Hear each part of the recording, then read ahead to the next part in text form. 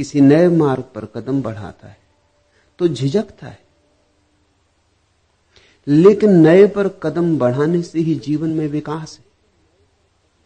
जो पुराने वर्तुल में ही घूमता रहता है कोल्हू का बैल हो जाता। सदा विचारणीय यह है कि जिस ढंग से मैं जी रहा हूं उस ढंग से जीने में आनंद उपलब्ध हो रहा है। अगर नहीं हो रहा है उपलब्ध तो जोखिम उठानी चाहिए। नए रास्ते, नई जीवन की पद्धति, नई खोज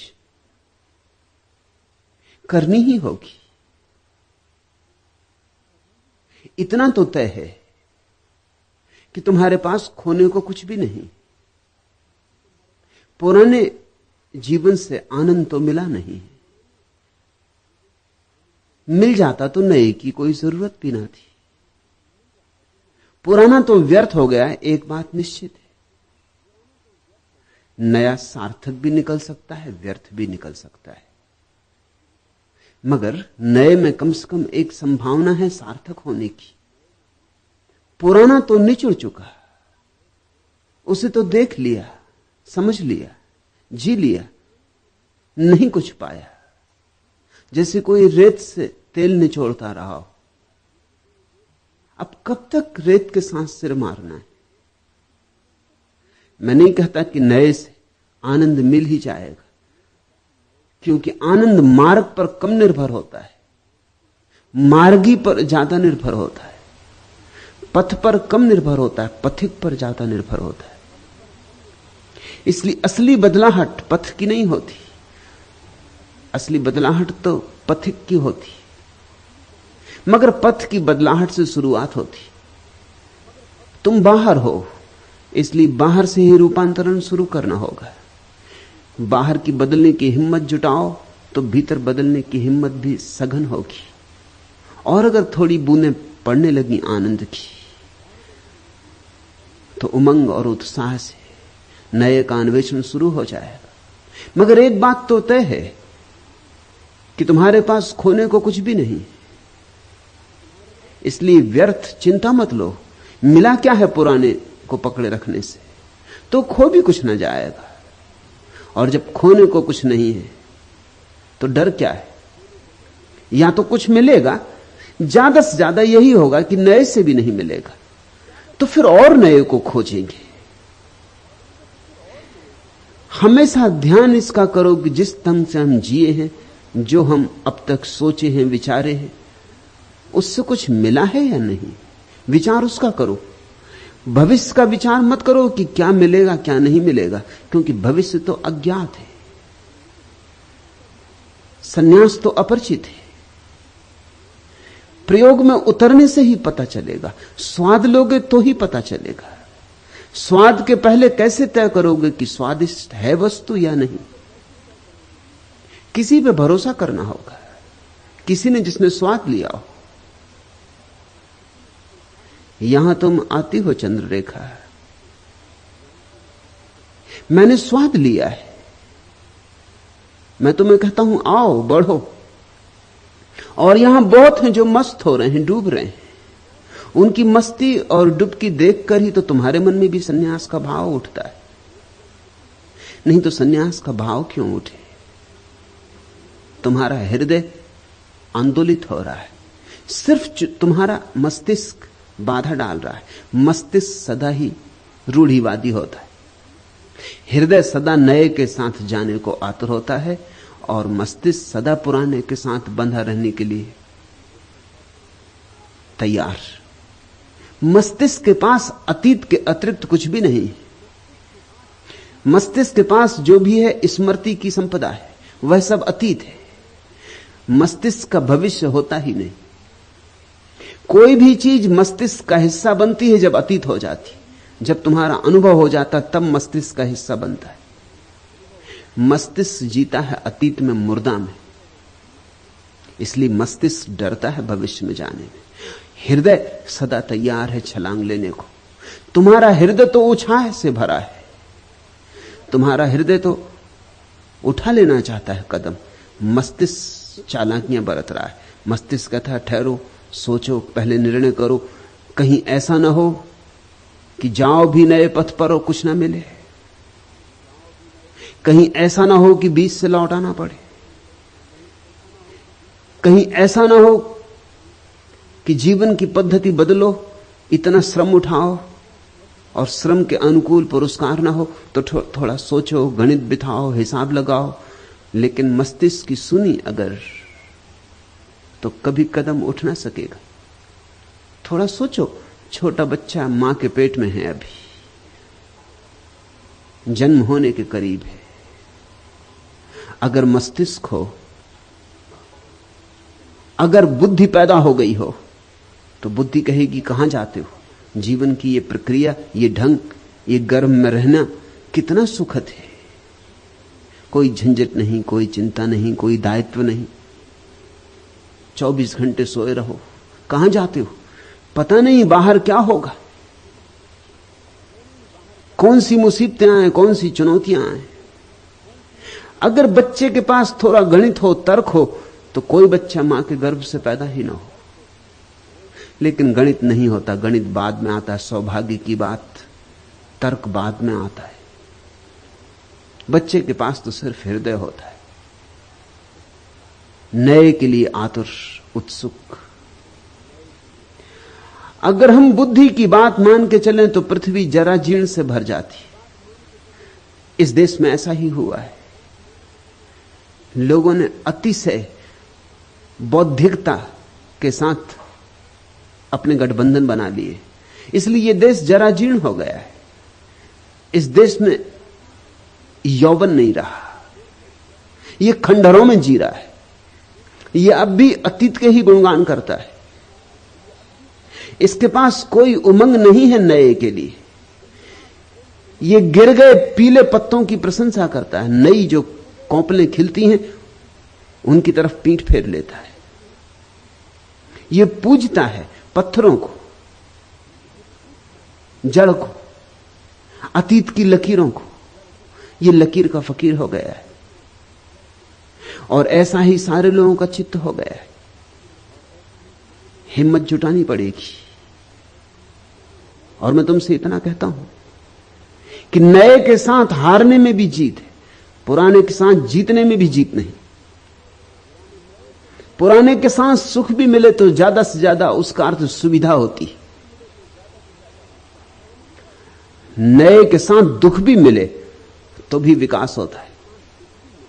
नए के साथ पाया गया दुख ही तपश्चर्या है। उसे ही मैं तपश्चर्या कहता हूं। धूल लगा के शरीर पर पोत कर बैठ गए, या कांटों की सैया बना के लेट गए, या उपवास किया, इस सबको मैं तपश्चर्या नहीं कहता। इस सबको तो मैं रुग्ण चित्त की मूढ़ता कहता हूं। तपश्चर्या तो एक है, नए के साथ जाने का साहस, अज्ञात में उतरने की हिम्मत। जैसे छोटा बच्चा मां के गर्भ को छोड़ता है। अभी 2 दिन पहले पास के ही एक वृक्ष पर एक चिड़िया अपने बच्चों को बड़ा कर रही थी। रोज रोज बच्चे बड़े होते चले गए। 2 दिन पहले पहली बार घोंसले से बाहर निकले। जब वे पहली बार घोंसले से बाहर निकले, मैं उनके पास खड़ा था। दोनों बैठ गए शाखा पर, बड़े आश्चर्य विमुक्त, पर तौलते हुए, सोचते विचारते आगे कदम बढ़ाना कि नहीं। अभी तक घोंसले से बाहर नहीं आए थे। और उनकी मां दूर वृक्ष पर बैठकर पुकार दे रही है, गुहार दे रही। यही ढंग है बच्चों को बुलाने का। पुकार रही, आवाज दे रही। उसकी आवाज देख के वो फड़फड़ाते, पर मोह, घोंसले का, सुरक्षा। और पहले कभी पंख तो खोले नहीं। तो पंख खोलना या नहीं, उड़ पाएंगे हम या नहीं, उनकी दुविधा देखकर नए नए संन्यास लेते व्यक्तियों की दुविधा का मुझे स्मरण आया। ऐसे ही पर तौलते, सोचते, घबराते, पीछे लौट के देखते, लेकिन कब तक मां थी कि पुकारे गई, कि आवाज दिए गई कि टेर पर टेर। कोई आधा घंटा लगा, धीरे धीरे पंख फड़फड़ाए, थोड़े दूर हटे घोंसले से, उसी वृक्ष पर दूसरी शाखाओं पर बैठे, थोड़ा भरोसा बढ़ा, थोड़े पंख मारे हवा में, फिर लौट आए, थोड़ा और भरोसा बढ़ा, फिर उड़ गए। तब से पता नहीं, 2 दिन से मैं देख रहा हूं रोज, फिर नहीं लौटे। अब क्या लौटना, पड़ा रह गया है घोंसला, पड़े रह गए उसमें 2 अंडे टूटे फूटे। पक्षी भी हिम्मत जुड़ा लेते हैं आकाश में उड़ने की जो कभी नहीं उड़े, और मनुष्य होकर भी हम हिम्मत नहीं जुटा पाते। मैं तुम्हें पुकार रहा हूं, दूर वृक्ष से टेर दे रहा हूं, ये रोज टेर चल रही है। तुम कहती हो हर बार यहां आती हूं, तो बिना सन्यास लिए चली जाती हूं। सन्यास का भाव तो कई बार मन में उठता है, लेकिन लेने का साहस नहीं जुटा पाती। चंद्ररेखा, थोड़े पर फड़फड़ाओ, थोड़े नए की पुलक से भरो, थोड़ी हिम्मत जुटाओ। पंख तुम्हारे पास है, मैं तुम्हें आकाश से बुलाता हूं, मैं तुम्हें दूर का निमंत्रण दे रहा हूं। ऐसा नहीं कि तुम्हारे पास पंख नहीं, उतने ही पंख हैं जितने मेरे पास, सिर्फ भरोसा नहीं। और भरोसा आए कैसे? उड़ो तो आए। इतना कह सकता हूं कि नए के साथ मिला दुख भी बहुत प्रीतिकर है, और नए में थोड़ा दुख तो मिलेगा। क्या तुम सोचते हो वो जो बच्चे पक्षियों के उड़े,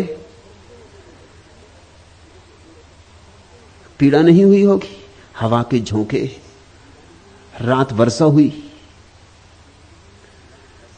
किसी वृक्ष पर बैठे होंगे बिना घोंसले के, अब पंख भीग गए होंगे, ठिठुरते होंगे सर्दी में, मन में ख्याल भी आता होगा अपना घोंसला अच्छा था, इस किस झंझट में पड़ गए। लेकिन फिर भी आकाश में उड़ने का आनंद ऐसा है कि ये सब कीमतें चुकाई जा सकती, चुकानी ही पड़ती, और जो चुकाता है कीमत वही पाता है। गंध से बोझिल पवन है और फिर चंचल चरण है, कौन सा मौसम लगा है, दर्द भी लगता सगा है। अनमिली स्वर लहरियों के गीत जादू डालते, सारदी मेघों तले मैदान फूल उछालते। आज तो बस में नमन है, गीत से भीगा गगन है, प्राण को किसने ठगा है, दर्द भी लगता सगा है। ओ उदासी की किरण भटकी हुई क्या कह रही है तू, धुंधलके के पार यूं निस्सार क्यों बह रही है तू, धुंधलके के पार यूं निस्सार ही क्यों बह रही तू। प्रीति का कोई वचन है, नित निभाना प्रणय प्रण है, नैन में सपना जगा है, दर्द भी लगता नया है, दर्द भी लगता सगा है। पूर्ण यौवन भार खेतों में लचकती सांधे वेला, बांसुरी के स्वर सरीखा एक मेरा स्वर अकेला। टेरता मानो विजन है और तन मन में चुभन है, कौन सा मौसम लगा है, दर्द भी लगता सगा है। नए के साथ दर्द भी बहुत सगा है, पुराने के साथ सुविधा भी। सिर्फ धीमी धीमी आत्महत्या है और कुछ भी नहीं। क्या है छोड़ने को, क्या मिट जाएगा, पाया ही कुछ नहीं तो छूटेगा क्या। इसलिए खोजो, और तब तक खोजते ही रहो जब तक मिल ना जाए, तब तक कदम ना रुके, तब तक पंख बंद ना हो। चाहे कितना ही भय लगे, पर तौल नहीं होंगे, आकाश में उड़ना ही होगा। और चुनौती जग गई है, कब तक झुठलाओगी, कब तक लौट लौट जाओगी। ये लौट जाना आदत ना बन जाए, ये लौट जाना भी लकीर ना बन जाए। इसके पहले कि ये आदत बन जाए, कुछ करो, कुछ जगो। कुछ साहस जुटाओ। पार करना चाहते हो इस गरजते सिंधु को, यदि प्राण लेकर आज लहरों में उतरना ही पड़ेगा। यह तरंगें दूर से चलकर तुम्हारे पास आती, उस नए जग के नए संदेश अपने साथ लाती। कूल पर बैठे मनन करते रहोगे और कब तक? हो मुखर उस पार वीणाएं मधुर तुमको बुलाती। चाहते यदि तुम नया जीवन, नया यौवन, नया मन, आज बाहों में उमड़ता सिंधु भरना ही पड़ेगा। तुम नया विश्वास लेकर पग बढ़ाओ आज अपना, तुम नया इतिहास लेकर द्रग उठाओ आज अपना। छूट जाने दो बहुत पीछे पुराने इस गगन को, तुम नया आकाश लेकर जग सजाओ आज अपना। प्राण में यदि हो रहे मुखरित नए निर्माण के स्वर, आज कण कण का नया श्रृंगार करना ही पड़ेगा। यह प्रलय की पीर ही नव सृष्टि का मधुगान होगी, यह तिमिरता ही निशा की सूर्य का वरदान होगी। इस पुरातन जर्जरित युग मूर्ति को अब टूटने दो, जिस शिला पर हाथ रख दोगे वही भगवान होगी। तुम हिमालय के स्वजन हो, सिंधु की गहराई ही क्या, आज पंखों में असीमित व्योम भरना ही पड़ेगा। पार करना चाहते हो इस गरजते सिंधु को, यदि प्राण लेकर आज लहरों में उतरना ही पड़ेगा। उतरो। डूबने का भय लगता है तो भी उतरो। सभी नए तैरना सीखने वालों को डूबने का भय लगता है। जो डूबने के भय से रुक ही गया किनारे पर, वह तो जान ही ना पाएगा आनंद तैरने और तिरने का। और दूर है किनारा दूसरा, और वही है मंजिल। जाना है पार तो ही परमात्मा मिले। सन्यास तो केवल एक छोटी सी नौका है उस पार जाने की। माना दूर धुंधलके में छिपा उस पार का किनारा दिखाई तो पड़ता नहीं, इसलिए किसी आंख वाले से संबंध जोड़ना होता है, इसलिए किन्हीं आंख वालों के पास उठना बैठना होता है, ताकि तुम्हारे भीतर भी सोए हुए स्वर धीरे धीरे सबल हो जाएं, तुम्हारी वीणा पर भी चोट पड़े। चंद्ररेखा इसलिए तू आती रही। इस आने का कुछ अर्थ न रह जाएगा अगर इस रस में न डूबी। तो फिर ऐसा ही होगा, सरोवर तक आए और प्यासे ही लौटते रहे। सरोवर तक आने से प्यास नहीं बुझती। अंजलि बनानी होगी, झुकना होगा, जल भरना होगा, कंठ में उतारना होगा, तो प्राण तृप्त होते। सन्यास झुकने की प्रक्रिया है, अंजलि बांधने की। दूसरा प्रश्न, तंत्र, वाम मार्ग, अघोरपंथ, नाथपंथ जैसे नामों से लोग क्यों डरते हैं? इन मार्गों का सही विश्लेषण और सम्यक अभ्यास से क्या ऐसी संभावना नहीं है कि लोग फिर से नए आयाम से इन्हें समझें और इनकी निंदा और उपेक्षा न करें? तरु ने पूछा है, और एक नहीं 14 प्रश्न पूछे। मुझे भी गिनती करनी पड़ी, ऐसा उसने कभी किया नहीं।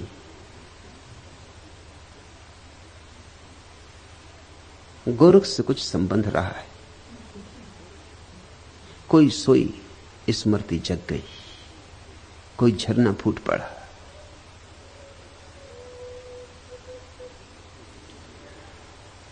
यहां कोई भी नया नहीं, सभी पुराने। न मालूम कितने पथों पर चले, न मालूम किन किन सद्गुरुओं के साथ रहे। मेरे पास आ जाना तुम्हारा आकस्मिक नहीं, चलते रहे हो, खोजते रहे हो, वही खोज तुम्हें यहां ले आई। जो नहीं चले हैं कभी, जिन्होंने कभी खोजा नहीं, उनसे मेरा संबंध भी बहुत मुश्किल से बन पाता है। वे आ भी जाते हैं तो छिटक जाते, आकस्मिक होता उनका आना। उनके आने के पीछे कुछ आधारशिला नहीं होती। जो मेरे पास आके टिक जाते, रुक जाते, और तरु आई है सो टिक ही गई है, उसका अर्थ यही है, उनके प्राणों की कोई गहरी त्रसा तृप्त हो रही है। बहुत बहुत द्वारों से जो खोजा है और नहीं मिल पाया है, उसकी झलक मिलने लगी, मंजिल करीब आ रही। गोरख से कुछ संबंध रहा होगा तरु, कुछ नाता रहा होगा, जैसे कोई पुराना सोया हुआ गीत फूट पड़ा हो, ऐसे उससे प्रश्न फूटे, और सभी प्रश्न सार्थक। कोई भी प्रश्न बौद्धिक नहीं है, पूछने के लिए नहीं पूछा गया है, उठा है। पूछना चाहिए इसलिए कुछ सोच सोच के नहीं पूछा गया है, पूछने से नहीं रुक सकी, फिर खुद भी डर गई होगी जब 14 प्रश्न लिखे, तो फिर क्षमा भी मांगी कि मुझ पर नाराज मत होना। इतने प्रश्न,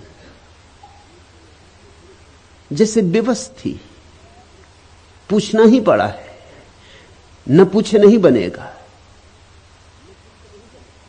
उन्हीं 14 में से एक प्रश्न यह, तंत्र, वाममार्ग, अघोर पंथ, नाथ पंथ जैसे नामों से लोग क्यों डरते? पहली बात,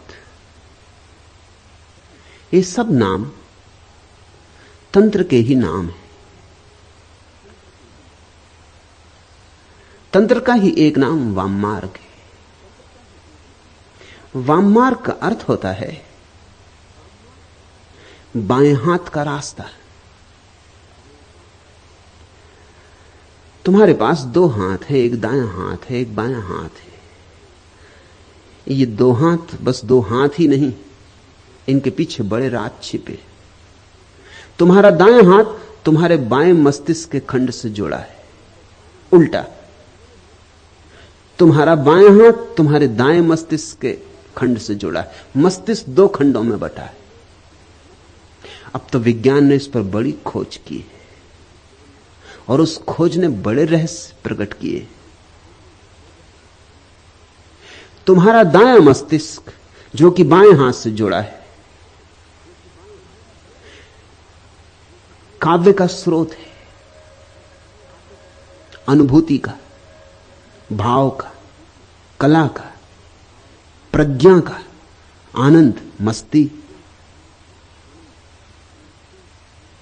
नृत्य, संगीत, उत्सव, कल्पना, जो भी मधुर है, जो भी स्त्रीण है, जो भी सुंदर है, उस सब का जन्म तुम्हारे दाएं मस्तिष्क में होता है। उस दाएं मस्तिष्क का प्रतीक है बायां हाथ। तुम्हारा दायां हाथ जुड़ा है बाएं मस्तिष्क से। बाएं मस्तिष्क में पैदा होता है तर्क, गणित, कर्मठता, कार्यकुशलता, चालाकी, राजनीति, कूटनीति, संसार, गद्य, विज्ञान, हिसाब किताब, उपयोगिता, बाजार, इस सब का संबंध बाएं मस्तिष्क से है। संसार सदा से दाएं हाथ पर जोर देता रहा है, क्योंकि दाएं हाथ में उपयोगिता है, हिसाब किताब है, गणित है, तर्क है, बाजार है, दुकान है, व्यवहार है। बायां हाथ खतरनाक मालूम होता रहा है, सदा से खतरनाक मालूम होता रहा है। कवि का क्या भरोसा, गणितज्ञ का भरोसा किया जा सकता है, नर्तक का क्या भरोसा, वैज्ञानिक का भरोसा किया जा सकता है। फिर विज्ञान का उपयोग है, नृत्य का क्या उपयोग है? नृत्य तो है स्वांतः सुखाय। ये जो बायां हाथ है, ये तुम्हारे भीतर स्वांतः सुखाय का प्रतीक है। इसका कोई लक्ष्य नहीं, इसकी कोई दिशा नहीं, ये कहीं जा नहीं रहा है। यह तो इसी क्षण में आनंद मस्त मुग्ध होकर जीने की कला है। कविता का क्या मूल्य है? न तो पेट भर सकता है, न तन ढक सकता है, न छप्पर बन सकता है।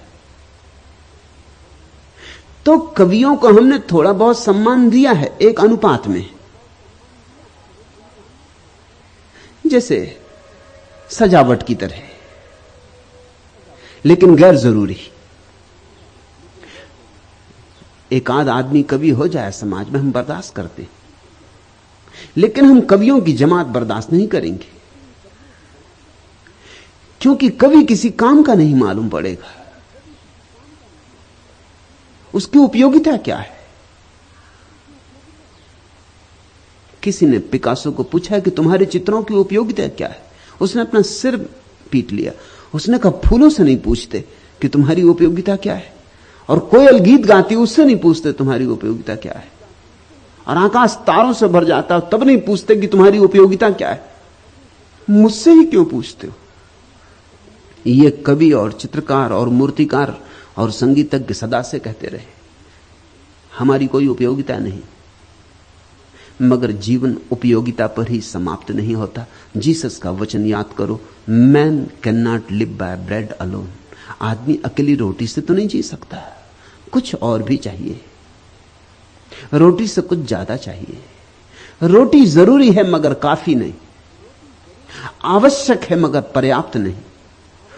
रोटी के बिना कविता नहीं हो सकती, यह सच है, मगर अगर कविता के बिना रोटी हो तो जीवन हुआ ना हुआ बराबर है। रोज पेट भर लिया, जी लिए और मर लिए। अगर जीवन में काव्य ना जगा, गीत ना उठा, वीणा ना बजी, बांसुरी पर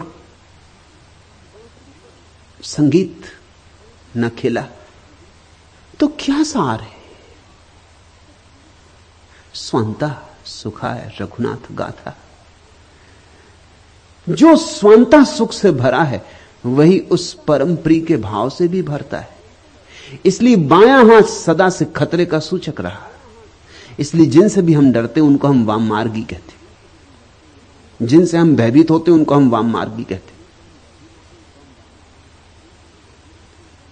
तुम्हें हजारों लोग मिल जाएंगे जो मुझे वाम मार्गी कहते, ठीक ही कहते, मैं वाम मार्गी हूं,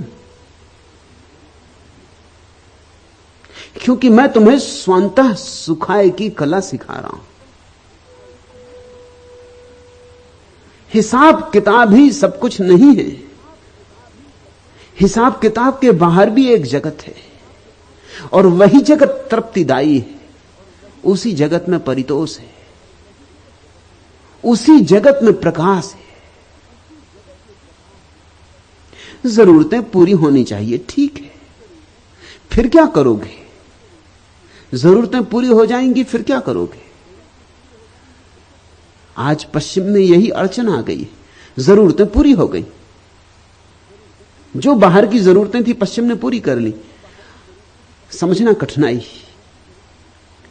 जरूरतें पूरी करने के लिए बाएं हाथ से जुड़े हुए दाएं मस्तिष्क का कोई उपयोग नहीं किया। इसलिए पश्चिम ने धर्म को इंकार कर दिया, काव्य को इंकार कर दिया, संगीत को इंकार कर दिया, रहस्य की सारी विधा इंकार कर दी। ठीक गणित, विज्ञान, पदार्थ, ठोस जिसका प्रमाण है, उस पर ही पश्चिम जी रहा है।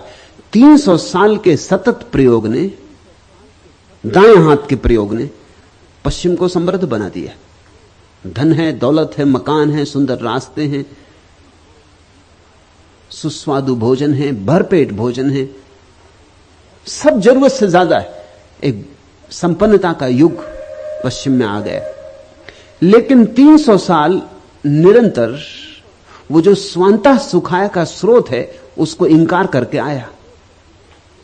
तो पश्चिम संपन्न तो हो गया, लेकिन अब क्या करे? क्योंकि उसके पास सिर्फ सुख को भोगने की कला ही नहीं बची। पश्चिम किम कर्तव्य विमूढ़ है। अब कहां जाएं? अब क्या करें? काम का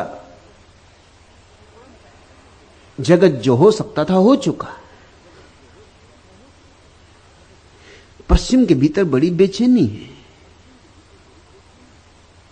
रविवार के दिन भी पाश्चात्य मनुष्य छुट्टी नहीं मना पाता। छुट्टी मनाने की आदत ही भूल गई। काम और काम और काम, काम पर इतना जोर दिया है कि काम को भगवान बना दिया, तो लीला की कला भूल गई। तो बैठ के हंसे बोलें कि वीणा बजाएं, कि बगिया में घास उगाएं, कि मस्त होकर लेट जाएं तारों तले, कि नौका विहार करें। नहीं, ये सारी बात अर्थहीन है, क्योंकि 300 साल एक ही बात दोहराई और सिखाई गई स्कूल से लेकर विश्वविद्यालय तक कि काम का मूल्य है। तो आज अगर कोई आदमी अपनी नाव पर लेटा हुआ आकाश के तारों के नीचे तिर रहा है झील में, तो उसे लगता है कि मैं कोई पाप कर रहा हूं, क्योंकि काम पुण्य है, मैं पाप कर रहा हूं। एक अपराध भाव पैदा हो गया है सुख के क्षण में। जब भी तुम सुखी होते हो तुमको लगता है कुछ तुम गलती कर रहे हो, कुछ भूल कर रहे हो। क्या कर रहे हो? गीत गुनगुना रहे हो, कंठ में ही दबा देना चाहते हो गीत को। इससे क्या होगा? तर्क उठाते, गणित खड़ा हो जाता है। इससे क्या होगा? इससे क्या लाभ है? क्यों ये बांसुरी बजा रहे हो? कुछ काम करो। मेरे पास लोग आते, वो तो कहते हैं आप लोगों को ध्यान सिखाते। ध्यान से क्या होगा? कुछ काम सिखाइए। काम की उपयोगिता है, और मैं नहीं कहता कि काम छोड़ दो, मगर मैं तुमसे यह कहना चाहता हूं कि काम की उपयोगिता यही है कि तुम बेकाम क्षणों में आनंदित हो सको। काम का उपयोग यही है कि तुम निष्काम हो सको। 6 दिन तुम जो बाजार में मेहनत करते हो वो इसीलिए ताकि 7वें दिन पांव पसारो, धूप में लेटो, कि वृक्ष की छाया तले बैठो, कि फूलों से बात करो, कि चांतारों से गुफ्तगू हो, कि मस्ती के गीत गाओ, कि पैरों में घूंघर बांधो और नाचो। यह लक्ष्य था 6 दिन मेहनत करने का। और जब 5 दिन मेहनत करने से काम चल जाए तो 5 दिन मेहनत करना, 2 दिन नाचना। जब 4 दिन मेहनत करने से काम चल जाए तो 3 दिन, ऐसे घटाते जाना। काम को तो घटाते जाना है, विश्राम को बढ़ाते जाना है। विश्राम लक्ष्य है। जिनके जीवन में विश्राम नहीं है, ध्यान नहीं, उनके जीवन में विक्षिप्तता आनी शुरू हो जाती। जैसे ही काम पूरा हुआ उनकी समझ में नहीं आता आप क्या करें। अगर पश्चिम में बहुत लोग पागल हो रहे हैं तो उसका कारण है काम के दिन तो समाप्त हो गए, काम पूरा हो गया, काम को ही जीवन समझा। अब जीवन समझ में नहीं आता कि और जीवन क्या हो सकता है। बहुत लोग आत्महत्या कर रहे हैं, उसका कारण भी वही है। क्या सार है अब जीने का? अब धन को जोड़ जोड़ के इकट्ठा कर लिया, अब कितना जोड़ते जाएं? ये भूल ही गए कि धन किस लिए जोड़ते थे। धन जोड़ते थे ताकि किसी क्षण विश्राम से बैठेंगे, कोई चिंता ना होगी। वो तो भूल ही गए, क्योंकि धन जोड़ने में मस्तिष्क के एक हिस्से का उपयोग किया, वो हिस्सा तो सक्रिय हो गया, और जिस हिस्से का उपयोग नहीं किया वो धीरे धीरे बिल्कुल धूल धमास से भर गया है। वाम मार्ग का अर्थ होता है जीवन का लक्ष्य काम नहीं है, विश्राम। जीवन का लक्ष्य धन नहीं है, ध्यान है। जीवन का लक्ष्य गणित नहीं है, काव्य है। जीवन का चरम शिखर विज्ञान से उपलब्ध नहीं होगा, धर्म से उपलब्ध होगा। सदा से वाम मार्ग निंदा का शब्द रहा, और अतीत में तो स्वभाव था, कारण भी थे। क्योंकि जितने तुम पीछे जाओगे उतनी दुनिया दीन थी, दरिद्र थी, साधन नहीं थे। उन दीन दरिद्रता के दिनों में अगर लोगों ने काम को बहुत बहुमूल्य दिया, बहुत कीमत दी, स्वाभाविक मालूम होता है। और जिन लोगों ने काम की जगह विश्राम को मूल्य दिया, उनसे अगर समाज ने विरोध किया तो कुछ आश्चर्य नहीं। मगर पुरानी आदत अब भी ग्रंथि की तरह बनी रह गई। अब भी हमारे भीतर भय। फिर जो गणित हिसाब किताब वाला मन है, वह सदा से उन सारी चीजों का विरोधी रहा है जिनसे तुम्हारे भीतर सुख उत्पन्न होता है। वो स्वाद का विरोधी, तो वो अस्वाद का व्रत सधवाता है। सौंदर्य का विरोधी, तो वो कुरूपता को आध्यात्मिक बना लेता है। वह स्वास्थ्य का भी विरोधी है, क्योंकि स्वास्थ्य भी शारीरिक सुख है। जर्मनी के एक प्रसिद्ध विचारक काउंट केसरलिंग ने भारत की यात्रा के बाद अपनी डायरी में लिखा कि भारत जाके मुझे यह अनुभव हुआ कि बीमारी में एक आध्यात्मिकता है, स्वास्थ्य में एक तरह की नास्तिकता है, क्योंकि स्वास्थ्य शरीर का होता है। इसलिए आध्यात्मिक व्यक्ति को स्वास्थ्य का रस नहीं लेना चाहिए, वो तो देह का दुश्मन है। इसीलिए प्रेम का दुश्मन हो गया संसार, क्योंकि प्रेम बड़ा सुख है। सारी चीजों की दुश्मनी साध ली। वाम मार्ग ने इसका विपरीत संदेश दिया है। वाम मार्ग कहता है प्रेम प्रार्थना है और प्रेम परमात्मा है, और वाम मार्ग कहता है कुछ भी छोड़ना नहीं, क्योंकि जो भी परमात्मा ने दिया है उसकी उपयोगिता है, उसका उपयोग करो और उसे सीढ़ी बनाओ, उसे परमात्मा की मंदिर की सीढ़ी में रूपांतरित करो। पत्थर मत समझो, मार्ग के अवरोध मत समझो, सीढ़ियां बनाओ, ऊपर उठो। काम वासना की भी सीढ़ी बनाओ, उसका भी विरोध मत करो। वाम मार्ग का अद्भुत संदेश है कि अगर तुम बुद्धिमान हो तुम जहर का ऐसा उपयोग करोगे कि वह औषधि हो जाए, अगर तुम बुद्धू हो तो तुम औषधि को भी जहर बना लोगे। यह बुनियादी सूत्र है वाम मार्ग का कि बुद्धिमान जहर को भी औषधि बना लेता है। यही तो बुद्धिमानी है। भगोड़े कायर होते हैं, बुद्धिमान नहीं होते। वाम मार्ग भगोड़ा नहीं है। इस संसार में अब तक भगोड़ों की बड़ी प्रतिष्ठा रही। उसका कारण है क्योंकि भगोड़ों को देखकर तुम्हें यह समझ में आने लगता है कि वो हमसे विशिष्ट है। तुम धन के पीछे पागल हो और एक आदमी ने लात मार दी धन को और जंगल चला गया, तुम तत्क्षण प्रभावित हो जाते हो। तुम प्रभावित इसलिए हो जाते हो कि मेरा इतना धन में मोह है और इस आदमी में जरूर कुछ गरिमा है, इसने लात मार दी। इसलिए तुम महावीर से ज्यादा प्रभावित होते हो बजाय जनक के। जनक का नाम कुछ ज्यादा सुना नहीं जाता।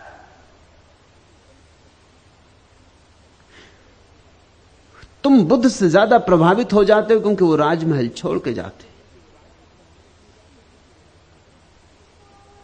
तुम कृष्ण की अगर प्रशंसा भी करते हो तो थोड़े दबे दबे कंठ से, थोड़े डरे डरे, थोड़े भयभीत। अगर लोग कृष्ण की प्रशंसा भी करते हैं तो गीता वाले कृष्ण की करते हैं। पूरे कृष्ण को स्वीकार करने की हिम्मत बहुत कम लोगों की, क्योंकि कृष्ण तो तुम्हारे जैसे ही मालूम पड़ते हैं, बल्कि तुमसे भी आगे बढ़े हुए।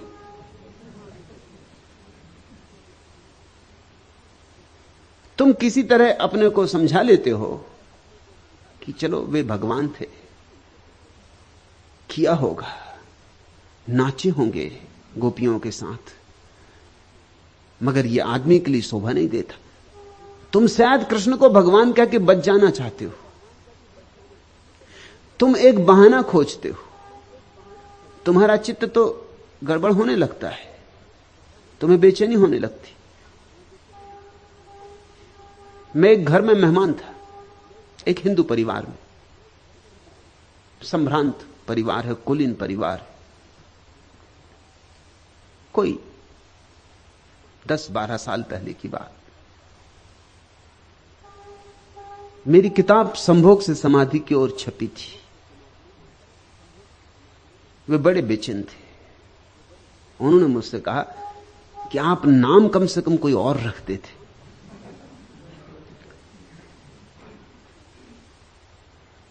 क्योंकि किताब तो जब कोई पढ़ेगा तब जानेगा कि क्या है उसमें, मगर ये नाम बड़ा खतरनाक है। आप नाम कुछ और रख देते। फिर जो पहला संस्करण था उस पर खजुराहो की मूर्तियों का चित्र छपा था कवर पर, और कहने लगे कि ये भी आपको क्या सूझा। अगर नाम भी ये था तो भी अगर बुद्ध को ध्यान की अवस्था में बैठा हुआ बताया होता कवर पर तो भी चल जाता। खजुराहो की मूर्तियां, किताब तो कोई पीछे पड़ेगा, ये सब देख के तो बड़ी बेचैनी हो जाएगी। मैं उनके बैठक खाने में बैठा था, मैंने कहा दीवार पर देखो, वहां एक बड़ी तस्वीर टांग रखी थी उन्हें कृष्ण की, जिसमें उन्होंने वस्त्र चुरा लिए, नग्न स्त्रियों के जो नदी में नहा रही और झाड़ पे बैठे। मैंने कहा इसको तुम बैठक खाने में लगाए हो? उन्होंने ऊपर देखा, एक क्षण को तो रुक गए, शायद उन्होंने कभी इस तरह सोचा नहीं था। उन्होंने कहा आप ठीक कहते, ये लगी है तस्वीर, ये पिता के जमाने से लगी है। और कभी कभी मुझे संकोच होता भी है, लेकिन इस पर कोई ध्यान देता नहीं, क्योंकि भगवान है, वो ठीक कर रहे हैं। इसको हमने स्वीकार कर लिया है। मगर दोबारा जब मैं उनके घर गया, तस्वीर हट गई थी। मैंने उनसे पूछा क्या हुआ? उन्होंने कहा कि नहीं, जिस दिन से आपने इशारा किया मैं सचेत हो गया, फिर मुझे बड़ी बेचैनी होने लगी। फिर मैंने कहा इस तस्वीर को हटा ही देना उचित है, तो तस्वीर हटा दी।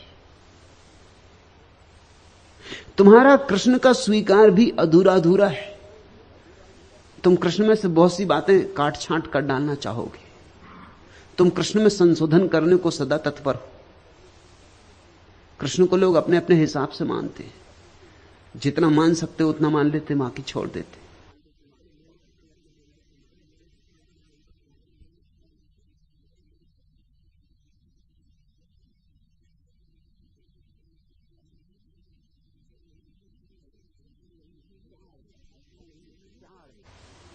क्या अड़चन है?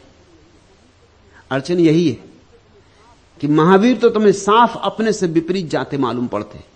तुम सम्मान दे सकते हो क्योंकि तुम्हें मालूम अपने लोभ का, अपने काम का, अपने क्रोध का, अपनी लिप्सा का तुम्हें पता है, और ये उसको छोड़ के जा रहे हैं, विशिष्ट हैं, अब कोई प्रमाण की जरूरत नहीं।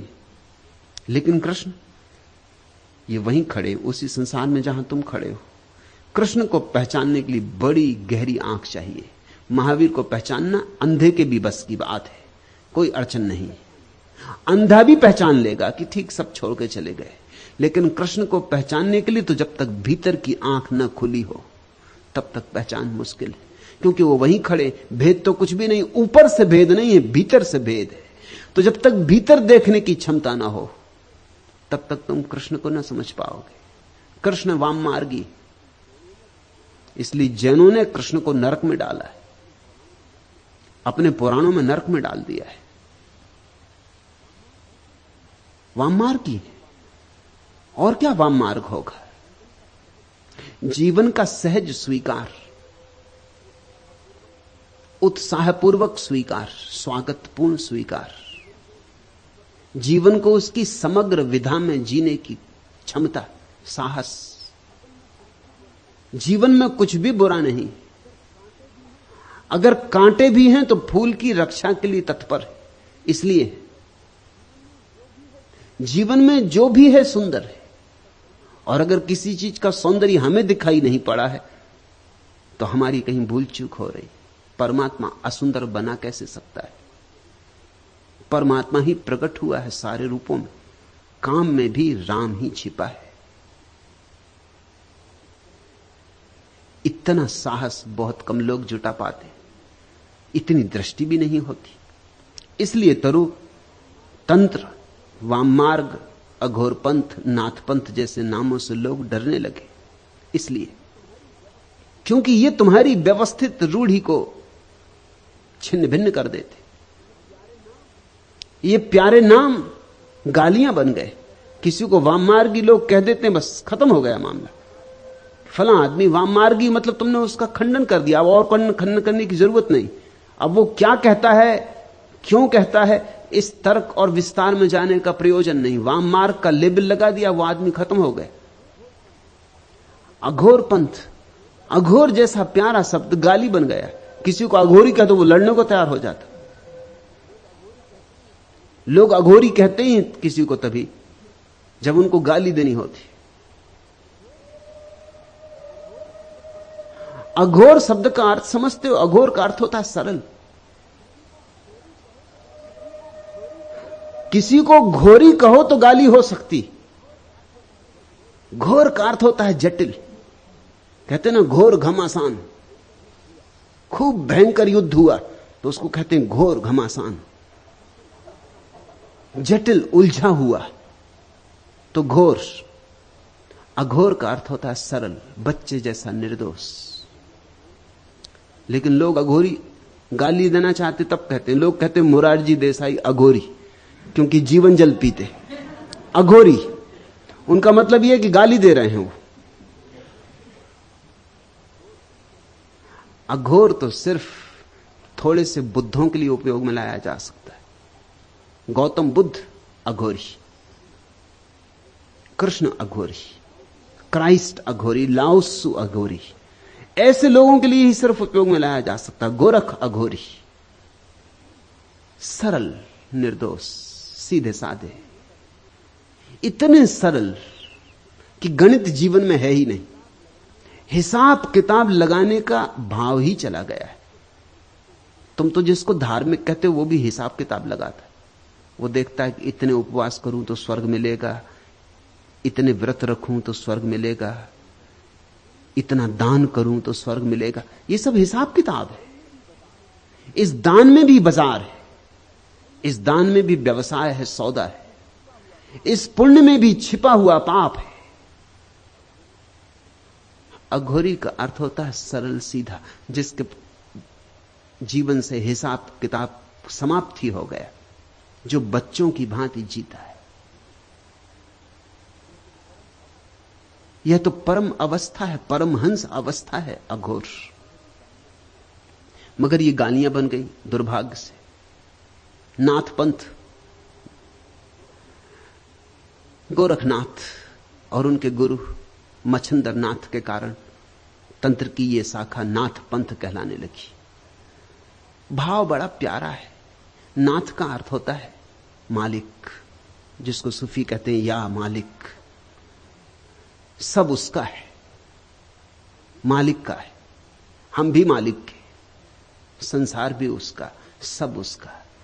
जैसी उसकी मर्जी वैसे जिएंगे, जैसा जिलाएगा वैसे जिएंगे। हम अपनी संकल्प को आरोपित ना करेंगे, हम चेष्टा से ना जिएंगे। हम ऐसे बहेंगे जैसे कोई नदी की धार में बह जाए, हम तैरेंगे नहीं। यह भाव है। उस मालिक के रहते हम अपना संकल्प क्यों बीच में लाएं? हमारा संकल्प आया कि अहंकार आया, अहंकार आया कि हम भटके, तो हम तो बिना अहंकार के जिएंगे। उसकी जैसी मर्जी। जैसे सूखा पत्ता हवा में उड़ता, पश्चिम जाए कि पूरब, दक्षिण जाए कि उत्तर, उसे कोई चिंता नहीं। हवा जहां ले जाए, लड़ता नहीं, प्रतिरोध नहीं करता, संघर्ष नहीं करता कि मैं तो पश्चिम जाऊंगा, कि मुझे पूरब नहीं जाना, मुझे क्यों पूरब लिए जा रहे हो। नहीं, पत्ते की क्या मर्जी। ऐसा जो हो जाए तो समझना कि नाथपंथी। ऐसे ही रहे गोरख, इस सहज मर्जी से रहे, इस सरलता से रहे। मगर लोग अहंकार से जीते। इस जगत में अधिकतम लोगों के जीवन की भाषा अहंकार की भाषा है। स्वभावतः इतने सरल लोग उन्हें बर्दाश्त नहीं होंगे। उन्हें तो लगेगा बड़ा खतरा पैदा हो गया। इतनी सरलता से लोग जीने लगेंगे, उनको लगता तो फिर नीति का क्या होगा। अनीति ही अनीति फैल जाएगी, जैसे अभी नीति है। ये बड़े मजे की बातें, लोग इस तरह की बातें करते हैं जैसे कि अभी नीति है फिर अनीति फैल जाएगी। कहां है नीति? कैसी नीति? नीति के नाम पर पाखंड है, थोथे मुखौटे लगाए लोग बैठे, झूठे मुखौटे लगाए लोग बैठे। नीति कहां है? लेकिन लोग समझते हैं कि अगर सब लोग सरल होने लगे, सहज जीने लगे, स्वाभाविक होने लगे और कहा कि जैसी परमात्मा की मर्जी, तो फिर नीति खंडित हो जाएगी। बात उल्टी ही है। लोग संकल्प से जी जी के अनैतिक हो गए। मनुष्य से ज्यादा अनैतिक और कौन है इस पृथ्वी पर? मनुष्य से ज्यादा हिंसक और कौन है इस पृथ्वी पर? मनुष्य से ज्यादा संघातक और कौन है इस पृथ्वी पर? पशु पक्षी कम से कम अपनी जाति के लोगों को मार के नहीं खाते। कोई सिंह सिंह को मार के नहीं खाता, कोई बाज बाज को नहीं हमला करता। आदमी अकेला पशु है इस पूरी पृथ्वी पर जो स्वयं की जाति में ही मार काट करता है, और थोड़ी बहुत नहीं, लाखों की, करोड़ों की।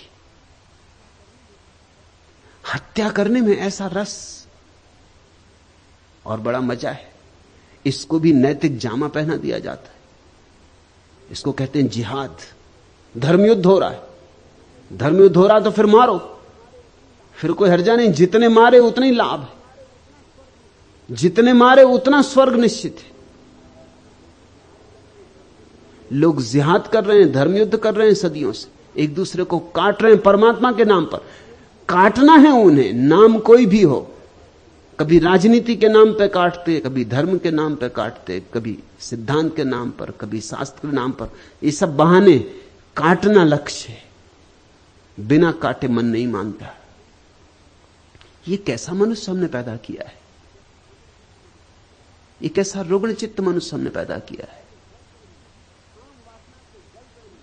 काम वासना से जल रहे हैं लोग। उनके भीतर काम वासना के सिवाय और कुछ भी नहीं भरा है।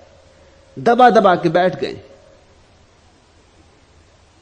इसलिए जब भी कोई कहता है काम वासना को सहजता से स्वीकार करो, वह भी प्रभु की देन है, तो उनके भीतर बहुत घबराहट हो जाती, क्योंकि वो जानते अगर उन्होंने सहजता से स्वीकार किया तो सब गड़बड़ हो जाएगा। वो इतना दबा के बैठ गए हैं कि करीब करीब एक ज्वालामुखी उनके नीचे जल रहा है। अब वो सहजता से कैसे स्वीकार करें? ऐसा ही समझो कि कोई आदमी जिंदगी भर उपवास करता रहा है, भूखा मरता रहा है, और तुम उससे कहो कि भाई भूख को सहज स्वीकार करो, जब भूख लगे तो भोजन कर लो, एकदम घबरा जाएगा। वो कहेगा अगर मैंने सहजता से स्वीकार किया तो मैं चौके से कभी बाहर निकलूंगा ही नहीं, क्योंकि मैं जानता हूं अपने को कि 24 घंटे में भोजन की ही सोचता हूं। उपवासी आदमी सोचते ही 24 घंटे भोजन की, तो फिर तो मैं निकल ही ना सकूंगा चौके से, फिर तो मुझे वहीं बैठा रहना पड़ेगा। हालांकि तुम हैरान होगे कि ये क्या कह रहे हो तुम।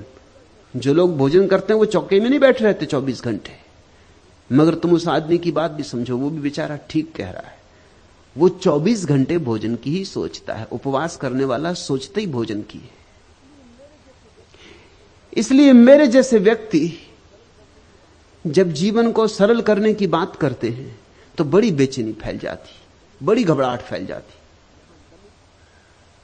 यहां दमित प्रकार के लोग कभी कभी आ जाते, उनको बहुत घबराहट हो जाती, क्योंकि वो जानते अगर मैं जो कह रहा हूं वह ठीक है तो उनके भीतर दबे हुए रोग एकदम से प्रकट हो जाएंगे। जिंदगी भर दबाए रोग एकदम से प्रकट हो जाएंगे, वो विक्षिप्त हो जाएंगे, वो नहीं बर्दाश्त कर सकेंगे। इस घबराहट से बचने के लिए वो मेरे विपरीत हो जाते, मेरे विरोधी हो जाते। मेरे विरोधी होने में कारण मैं जो कह रहा हूं उसका सत्य इतना खतरनाक उन्हें मालूम होता है। खतरनाक इसलिए नहीं मालूम होता कि सत्य खतरनाक है, खतरनाक इसलिए मालूम होता है कि अब तक वे इतने असत्य में जिए, और अब उस असत्य को छोड़ने में बड़ी मुश्किल मालूम होती, और वो छूटेगा तो जीवन भर का जो बांध था वो टूट जाएगा। उनके जीवन में संयम नहीं है, संयम का सिर्फ थोथा आग्रह। जो आदमी वस्तुतः संयमी है, जिसने वस्तुतः जागृत होकर सम्यक रूपेण अपनी काम वासना का अतिक्रमण किया है, उसे कुछ भी अंतर ना पड़ेगा। उसे मेरी बात में जरा भी कुछ विरोध ना दिखाई पड़ेगा। जिसको मेरी बात में विरोध दिखाई पड़ता है वो केवल खबर दे रहा है अपने रुग्ण चित्त की, मगर वो सोचता है कि वो मेरे खिलाफ कुछ कह रहा है। फ्रायड के खिलाफ बड़ा प्रचार हुआ सारी दुनिया में, लेकिन फ्रायड जीवन के सीधे साधे सत्यों की बात कर रहा था। फ्रायड वाममार्गी, फ्रायड ने दबाए हुए मनोवेगों को पुनः गतिमान करो, इसका संदेश दिया। सारी दुनिया में विरोध हुआ, सारे धर्मों ने विरोध किया।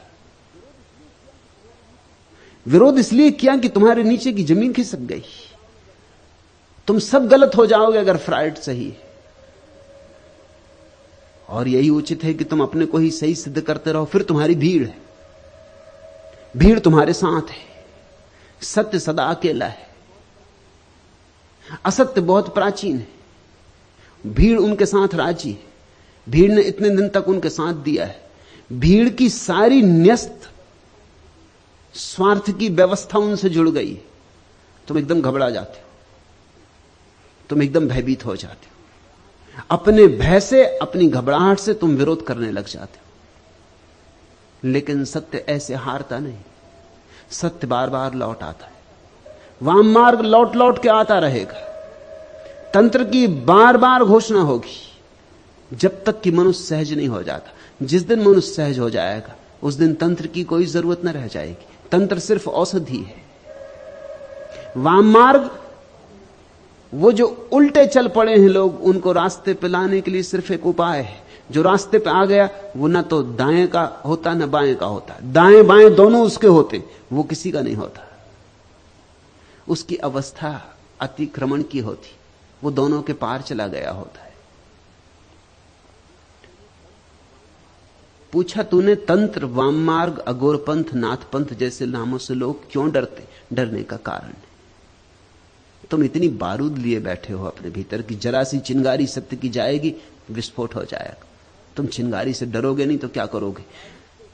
जब तुम अपनी बारूद को गिराने को राजी हो जाओगे तब तुम्हें चिंगारी से कोई भय न रह जाएगा। तुम डरते उसी बात से हो जिस बात से तुम्हारे भीतर बेचैनी पैदा होती, और सत्य बड़ा बेचैन करता है। अगर असत्य के साथ आग्रह पूर्वक संबंध बना लिए हो, अगर असत्य के साथ भांवर डाल ली है तो सत्य बहुत बेचैन करता है। मुल्ला नसरुद्दीन की शादी हुई तो जैसा मुसलमानों में रिवाज है, सुहागरात पत्नी ने मुल्ला के सामने अपना घूंघट उठाया, बुर्का उठाया। मुल्ला ने पहले दफे पत्नी देखी, पहले तो देखी नहीं थी, एकदम निराश होकर रह गया। इससे ज्यादा बदशक्ल स्त्री उसने जीवन में देखी नहीं थी। रिवाज के अनुसार पत्नी ने पूछा कि मैं किस किस के सामने बुर्का उघाड़ सकती हूं? तो मुल्ला ने कहा तू किसी के सामने उघाड़, बस मेरे सामने मत उघाड़। दुनिया भर के सामने उघाड़, तुझे जिसके सामने उघाड़ना हो उघाड़, मेरे सामने भर मत उघाड़ना। अब ये बुर्का पड़ा ही रहे तो अच्छा। ये जो कुरूपता है इससे घबराहट पैदा होती। तुम अपने पर बुर्का डाले हो, तुम उघाड़ते नहीं। जो भी तुम्हारे बुर्के उघाड़ देता है, तुम्हारी गंदगी दिखा देता है, उससे ही तुम नाराज हो जाते हो। जो भी तुम्हारे भीतर का कूड़ा करकट दिखा देता है, उससे ही तुम नाराज हो जाते हो। और सदगुरु को दिखाना ही होगा तुम्हारे भीतर का कूड़ा करकट, क्योंकि देखोगे नहीं तो उससे मुक्त कैसे होगे? तुम्हारे भीतर की व्यर्थता जो तुम संग्रहित करके बैठे हो, जिसकी छाती पे सवार हो, अगर उससे तुम्हारा छुटकारा ना होगा तो तुम उसी में डूबोगे, उसी में डूबोगे। वही तुम्हें डुबाने का कारण हो जाए। तुमने छाती पे पत्थर बांध रखे, उन पत्थरों को हटाना ही होगा। हालांकि तुम सोचते हो वो पारस पत्थर है, वही तुम्हें डुबा रहे हैं। जब भी सत्य की नवीन उद्घोषणा होती है तो असत्य ने जो इतने जाल फैला रखे, सब तरफ बेचैनी की लहर हो जाती। सत्य की गर्दन काट दो, सत्य को जहर पिला दो, सत्य की वाणी बंद कर दो, इसकी सब तरह की चेष्टाएं शुरू हो जाती। और इसमें नाराज होने की कोई बात नहीं, यह बिल्कुल स्वाभाविक है। करुणा की ही बात है, दया की ही बात है। बुद्ध ने अपने शिष्यों को कहा था कि तुम जिन लोगों को समझाने जाओगे वही तुम्हें मारेंगे, तुम अनुकंपा से सत्य देने जाओगे वही तुम पर पत्थर फेंकेंगे। तो नाराज मत होना, उनकी भी मजबूरी है, वे भी क्या करें। सदियों सदियों तक उन्होंने जो सत्य माना था तुम उसे तोड़ने आ गए, तुम उनका भवन हिलाने लगे, इसी भवन को उन्होंने अपनी सुरक्षा समझा था, तुम उनकी दीवारें गिराने लगे, तुम उनके बुरके उठा के उनकी कुरूपता दिखाने लगे, वो नाराज होंगे। एक शिष्य जाता था पूर्ण यात्रा पर बुद्ध का संदेश लेकर। बुद्ध ने पूछा तू कहां जाएगा? बिहार का एक हिस्सा था सूखा। उसने कहा कि सूखा अब तक कोई भिक्षु नहीं गया, मैं वहां जाऊंगा। बुद्ध ने कहा वहां तू न जा तो अच्छा, उस इलाके के लोग बड़े खतरनाक हैं, इसलिए अब तक कोई भिक्षु वहां गया नहीं। वे तुझे गालियां देंगे तो तुझे क्या होगा?